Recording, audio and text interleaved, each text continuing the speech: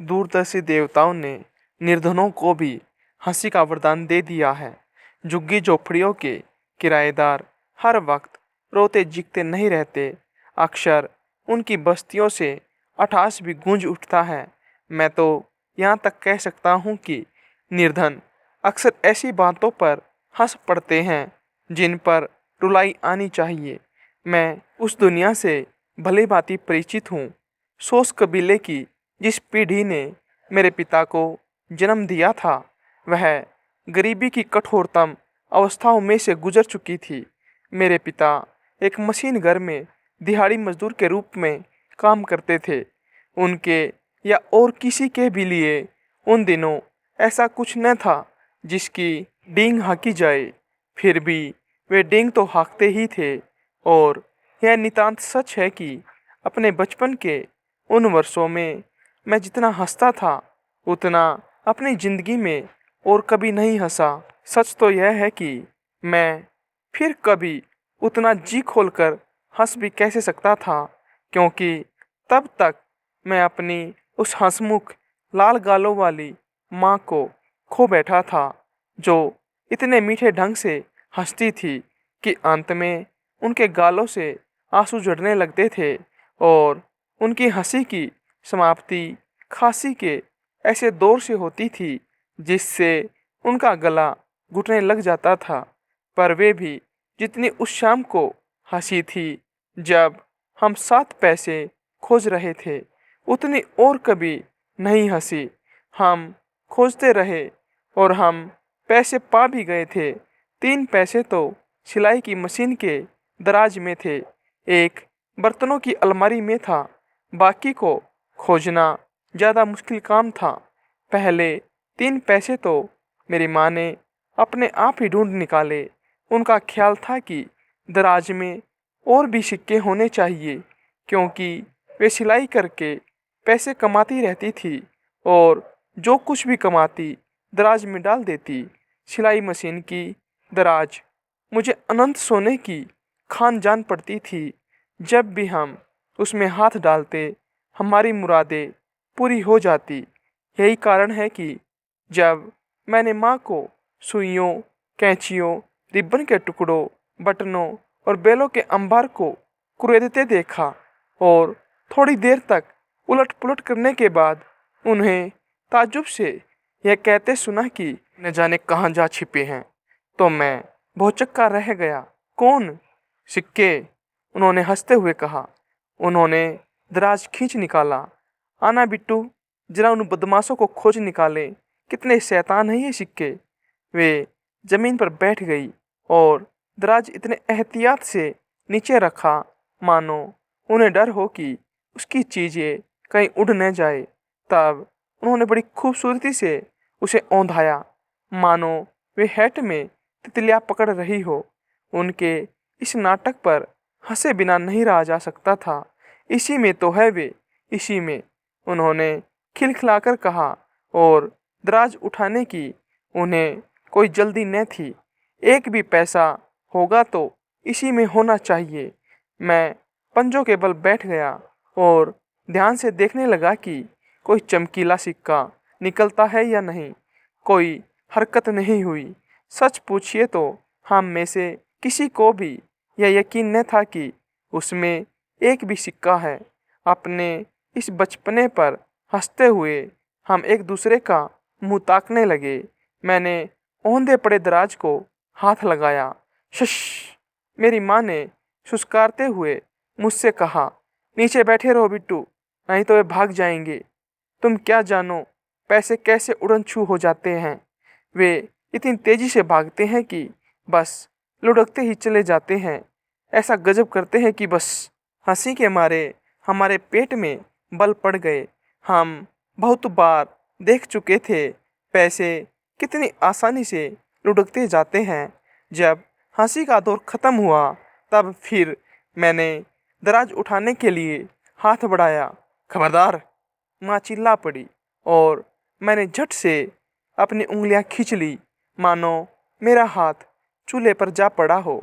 आहिस्ता उड़ाऊं कहीं के, उन्हें भगाने की ऐसी क्या जल्दी है। जब तक वे पिटारी में बंद पड़े हैं, तभी तक वे अपने हैं और थोड़ी देर पड़े रहने दो, क्योंकि तुझे बता दूं, मुझे कुछ कपड़े धोने हैं। इसके लिए साबुन की दरकार है और साबुन के लिए मेरे पास कम से कम 7 पैसे जरूर होने चाहिए। इससे कम में तो साबुन आएगा नहीं। 3 तो मुझे मिल गए हैं, 4 और चाहिए। वे इसी नन्हे से घर में होने चाहिए। वे इसी में तो रहते हैं, पर उन्हें छेड़छाड़ पसंद नहीं। अगर कहीं नाराज हो गए तो वे गायब हो जाएंगे और फिर कभी हमारे हाथ नहीं आने के। आहिस्ता। भैया, रुपया बड़ी नाजुक चीज़ होती है, उसे मुलायमियत से हाथ लगाना चाहिए। वह इज्जत पसंद होता है, चट से बुरा मान जाता है। तुम मिजाजी लेडी की तरह। तुम्हें कोई तुकबंदी याद नहीं है जो उसे घर से बाहर खींच लाए? उफ, उनकी चबर चबर पर हम कैसे हंसे थे। मैंने जो स्तुति छेड़ी वह सचमुच अजीब थी।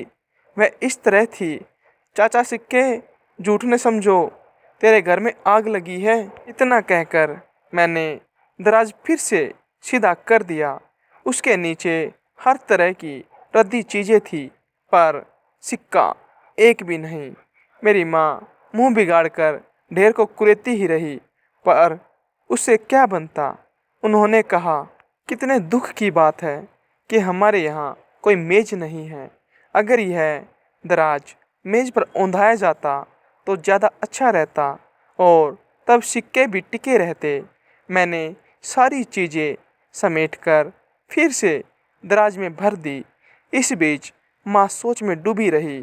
वे अपने दिमाग पर सारा जोर लगाकर सोचती रही कि उन्होंने और कहीं तो कुछ और पैसे नहीं डाल रखे हैं, पर उन्हें कुछ भी याद न आया। अचानक मुझे एक बात सूझ गई। माँ, मुझे एक जगह मालूम है जहाँ एक सिक्का है। कहाँ बिट्टू? चल उसे पकड़ ले, कहीं बाद में बर्फ़ की तरह पिघल न जाए। कांच की अलमारी के दराज में पहले 1 पैसा पड़ा रहता था। वहाँ मुन्ने, अच्छा हुआ तुमने पहले नहीं बताया, नहीं तो वह अब तक रहता थोड़े ही। हम उठे और उस अलमारी तक गए जिसका कांच न जाने कब का गायब हो चुका था। पैसा सचमुच उसी दराज में था जैसा मेरा ख्याल था। पिछले 3 दिनों से मेरे मन में उसे उड़ाने की लगी हुई थी, पर मैं इतनी हिम्मत नहीं जुटा पाया। हिम्मत पड़ गई होती तो मैंने टॉफ़ी पर खर्च कर दिया होता। अब अपने पास 4 पैसे तो हो गए। कोई फिक्र नहीं बिट्टू, आधे से ज़्यादा तो हो ही चुके हैं। बस अब हमें 3 और चाहिए। अगर 1 घंटे में हमने 4 ढूंढ निकाले तो बाकी 3 तो नाश्ते के पहले ही मिल जाएंगे। इस हिसाब से रात होने के पहले मैं मज़े से कपड़े धो लूँगी। चल देखें, शायद उन दराजों में भी कुछ पड़े हों। अगर हर दराज में 1 पैसा होता तो सब ठीक हो जाता। इतने पैसों की तो हमें ज़रूरत न थी, क्योंकि जब यह पुरानी अलमारी अपनी जवानी में थी तब इसने एक अमीर घराने की सेवा की थी, जहाँ इसने बड़े बड़े खजाने देखे थे, पर हमारे घर में बेचारी को खास कुछ न मिल सका। उसके अंजर पंजर ढीले हो गए थे, घुन लग गई थी और वह पोपली हो गई थी। माँ एक एक दराज खोलती और झिड़क कर कहती, यह तो किसी जमाने में अमीर हुआ करता था। इस बेचारे को तो कभी कुछ न मिला। यह वाला तो हमेशा खनखनाट पर ही जीता आया है, और तुम भिखमंगे कहीं के, तुम्हारे पास तो एक कच्चा भी नहीं है। इसमें कभी कुछ नहीं होगा। इसमें तो हम अपनी गरीबी रखते हैं। और तुम्हारा क्या हाल है? राम करे तुम्हें कभी कुछ न मिले। मैंने बस आज ही तुमसे 1 पैसा मांगा और फिर भी तुम मुंह बना रहे हो। यह जरूर सबसे ज़्यादा अमीर होगा। देखो न, जैसे ही उन्होंने सबसे निचले दराज को झटके से खोला, त्यों ही उनकी हंसी फूट पड़ी, क्योंकि उसके पेंदे में एक छिपटी भी न थी। वे मेरी गर्दन से लटक गई और हम दोनों ऐसे बेतहासा हंस पड़े कि जमीन पर बैठ जाना पड़ा। जरा रुको, वे चौंकी। मैं चुटकी बजाते पैसे ले आती हूँ, तुम्हारे पिता के कपड़ों में जरूर होंगे। दीवार पर कुछ कीलें थी जिन पर हमारे कपड़े टंगते थे। मेरी माँ ने पिताजी की जैकेट की सबसे ऊपर वाली जेब टटोली और गजब की बात तो देखो कि उनकी उंगलियां एक पैसा खींच लाई। उन्हें अपनी आंखों पर विश्वास न हुआ। हाय, मैं मर जाऊं, यह लो। अब कुल कितने हो गए? अब तो गिनना भी मुश्किल पड़ रहा है। 1, 2, 3, 4, 5, 5। बस अब 2 और चाहिए।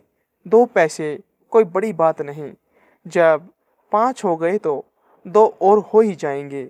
वे हड़बड़ाती हुई पिताजी की सारी जेबें टटोलती रही, पर अफसोस, सब बेकार। और कोई पैसा नहीं मिला। बढ़िया से बढ़िया मजाक भी बाकी 2 पैसों को आकर्षित न कर सका। मेरी माँ के गाल उत्तेजना और थकान के मारे लाल गुलाब की तरह दमकने लगे। उन्हें काम करने की मनाही थी, क्योंकि वे जब भी काम करती थी बीमार पड़ जाती थी। यह तो खैर एक खास ढंग का काम था, और आप लोगों को पैसों की तलाश करने से थोड़ा ही रोक सकते हैं। नाश्ते का वक्त आया और निकल गया। अंधेरा होने को ही था। मेरे पिताजी को सवेरे के लिए एक धुली हुई कमीज की जरूरत थी, और धुलाई संभव नहीं थी। केवल कुएं के पानी से चिकना मैल दूर नहीं हो सकता था। अचानक माँ ने अपना माथा थपथपाया। मैं भी कैसी मूर्ख हूँ, अपनी जेब देखने का तो ख्याल ही नहीं आया। अब मैं सोचती हूँ, जरा टटोल देखूं। उन्होंने अपनी जेब टटोली और निस्संदेह उसमें 1 पैसा था। छठा पैसा। हमें सचमुच बुखार चढ़ आया। बस सिर्फ 1 ही पैसे की कसर थी। जरा देखूं तो तुम्हारी जेबें, शायद उनमें कोई हो। हे राम, उन्हें देखने से क्या होना था? वे तो खाली थी। अंधेरा हो चला था और हम अपने 6 पैसे लिए बैठे थे। इससे तो अच्छा था कि एक भी न होता। यहूदी मोदी उधार नहीं देता था, और हमारे पड़ोसियों की हालत हम जैसी ही थी। वैसे भी भला कोई 1 पैसा मांगने भी जाता है? हम बस यही कर सकते थे कि अपनी दशा पर खुलकर हंस ले। अभी हम हंस ही रहे थे कि एक भिखमंगा आ पहुंचा। वह रुआंसे स्वर में भजन गाता हुआ भीख मांग रहा था। माँ हंसते हुए भिखारी से बोली, अरे भैया, बस भी करो। बेकार में मेरी तो सारी शाम निकल गई। आधा पौंड साबुन मोल लेना था, पर 1 पैसे की कमी पड़ गई है। वह दयालु बूढ़ा भिखमंगा उनकी ओर घूरकर देखता रहा। क्या कहा? तुम्हें 1 पैसे की कमी है? हाँ, 1 पैसे की। मैं दिए देता हूँ।